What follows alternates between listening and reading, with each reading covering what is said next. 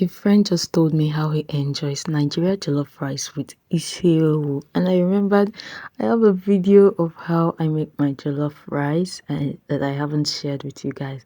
So this is the video right here, guys. In a pot, measure out your rice, parboil your rice, add in water and parboil your rice until it's no longer so hard. Then you're going to sieve your rice, add in oil into your pot, add your onions, then you stir. I like to cook for some time, then you go in with your fresh tomato. Remember, if you're new to my channel, I love you. Don't forget to subscribe. If you're a returning viewer, thank you for watching. I appreciate your support.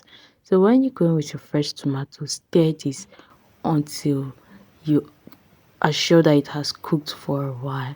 Okay, you don't want your tomato tasting raw. Then you go in with your tomato paste. Remember, Patu Jollof is a good to go. If you don't have Patu Jollof, there are other favorite brands that I know you're using. Use the tomato paste to make your jollof rice. Then you're going to fry the tomato paste and the fresh tomato that you've added into your pot. I like to cook for a while. Then you go with your pepper, your fresh pepper. I blended this fresh pepper in my manual blender. The taste of fresh pepper in jollof rice actually hits differently, so I recommend using fresh pepper for those jollof rice. When you're done stirring, you're going to go in with your crayfish and allow it for some time. Then you go in with your stock water. This stock water was the water I got from the omo that I steamed. I spiced this stock water and added ingredients in the stock while parboiling, and I will show you a video on how I prepped the pomo after parboiling it. You're going to give this a good stir and add in a little water that would help your rice cook well.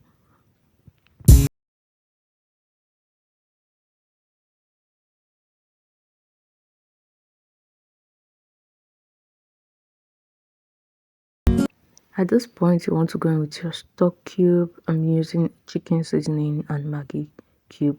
I'll go in with some salt and some spice. I'm using kitchen glory and spicy jollof for this jollof rice.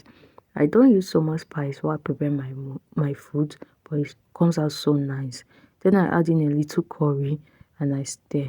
After stirring, I'm going to go in with my rice, my parboiled rice, and give it a quick gentle mix and cover or allow it to cook for a little while.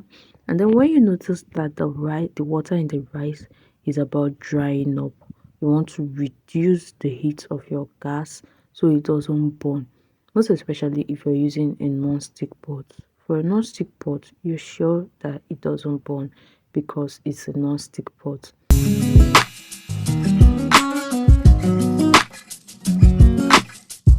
When this rice has heated for a bit, I'm going to go with some bay leaf. This gives jollof rice an amazing taste and must tell you. So I recommend you adding this bay leaf to your jollof rice if you want that great taste. This is what I call party jollof, okay? Cover it and allow it to cook. This is the rice. It's almost done. The water is almost drying up. I'm going to go in with some red bell pepper and some vegetables. I added carrots and some green peas to this rice. I'm going to gently stir this, combining it together, and when I'm done combining it together, I'll cover it and allow the water to dry up. Then the rice is ready to be served. This rice was not soggy and it was not hard. It just had the perfect feel in the mouth. So we are going to go right into making our omo. We are going to sauce our omo that we use to eat this rice. In your pan, add in a little oil. I'm using a non-stick pan, so I just need a little oil for this. I'm going in with some onion, and then I'm going to go in with my omo little by little.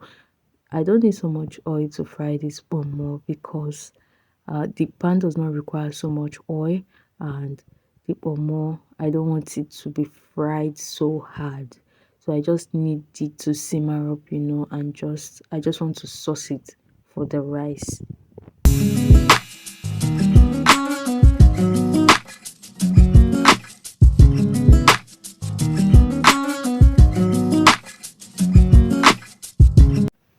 allow this momo to cook for some time. Then I'm going to go in with tomato, a little bit tomato paste, some fresh tomato and some fresh pepper, and I'm going to stir this. I'll keep stirring it until I'm sure that the omo has fully combined with the tomato paste and the tomato sauce that I have just added.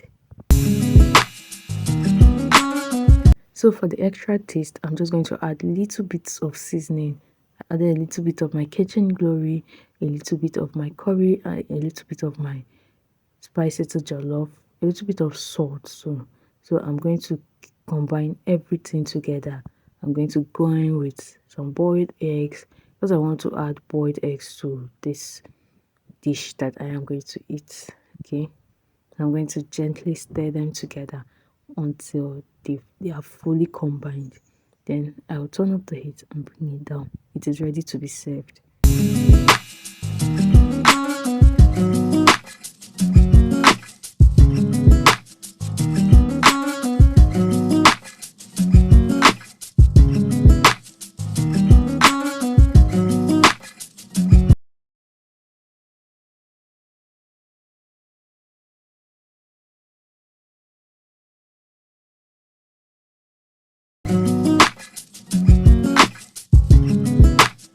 So guys, this is the final outcome. This is the final look of everything. The party jollof that was made and the omo that was sauced. I tell you, this is a good one for your party.